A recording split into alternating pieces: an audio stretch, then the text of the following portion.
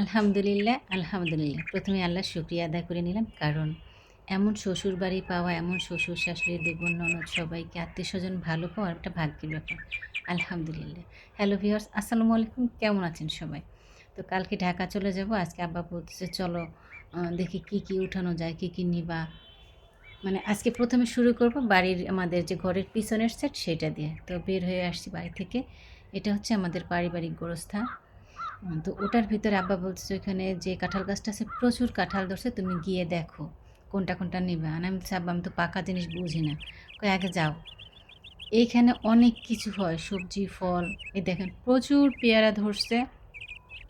এখানে প্রচুর বিলেতি ধনিয়া পাতা হয়।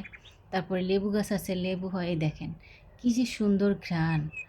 আর বিশেষ মানে একটা ইসের কথা হচ্ছে কি, এইখানের জিনিস আমরা খুব বেশিটা নিতে পারি না বাড়িতে। দেখেন প্রচুর কাঁঠাল ধরছে মাশাআল্লাহ আমাদের প্রত্যেকটা গাছে। আর এত আম কাঁঠাল চারিদিকে, এখন তো এই যে আম কাঁঠালের সিজন না, দেখেন একেবারে ওই মাথা পর্যন্ত কাঁঠাল ধরছে। তো একজন লোক ডেকে নিয়ে আসছে কাঁঠাল আম পাড়ার জন্য।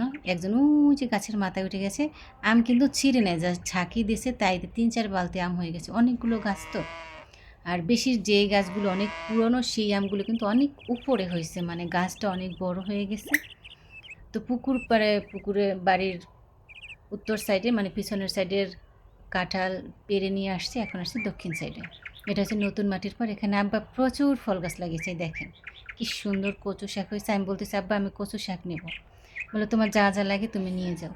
আবার আমাকে দেখাইতেছে এই পাশে যাই, দেখো এলাচ গাছ লাগাইছে, এলাচ গাছ হয়েছে। আবার পুকুরের ওই পারেও আমাদের উত্তর পাশেও একটা বড় তেজপাতা গাছ আছে, আব্বা এই পাশেও আর একটা তেজপাতা গাছ লাগাইছে, দারুচিনি গাছ লাগাইছে। তো বলতেছে যে এইগুলো দেখো, দেখে তোমার যেটা ভালো লাগে নাও। এই কচুটা দেখছেন, মানে এত সুন্দর, কি সুন্দর তেল তেলি পাতা, তাই না? দেখলে লোভ লাগতেছে। এটা হচ্ছে এলাচ গাছ, বড় এলাচ। আব্বা দেখাইতেছে। এই রে বাবা, আমি ওই পাশে গিয়ে তো পাগল হয়ে গেছি, এত সুন্দর কচুর লতি ধরছে।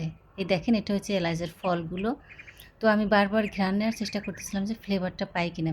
আব্বা বললো যে না, এখনও না, আরও পরে আসবে ঘ্রাণ। কচু দেখে তো আমি পাগল, কারণ কচুর লতি পাতা খেতে আমি দারুণ ভালোবাসি, সেটা আপনারা সবাই জানেন যারা আমার ভিডিও দেখেন। এখানে প্রচুর প্রচুর শাক হয়েছে, ওই যে পাঁচমিশালি শাক, তারপরে গিমা শাক। এই দেখেন আমি কত কচুর লতি তুলছি। আব্বা বলছে সব কিছু গুছাও।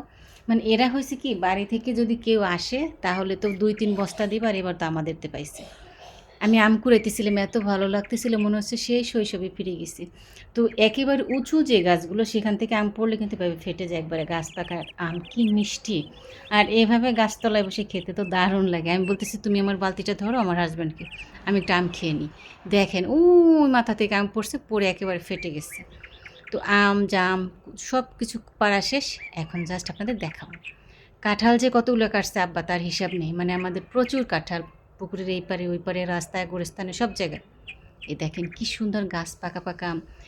নিজেদের গাছের ফল শাক সবজি মূল যেটাই বলে, যেমন দেখে শান্তি তেমন ছিঁড়তে শান্তি, খেতে তো আত্মা একেবারে ঠান্ডা ঠান্ডা, তাই না? এই দেখেন কাঁঠাল কেটে কেটে বলতেছে এবার রোদে রাখো, তাহলে কষগুলো ঝরে যাবে।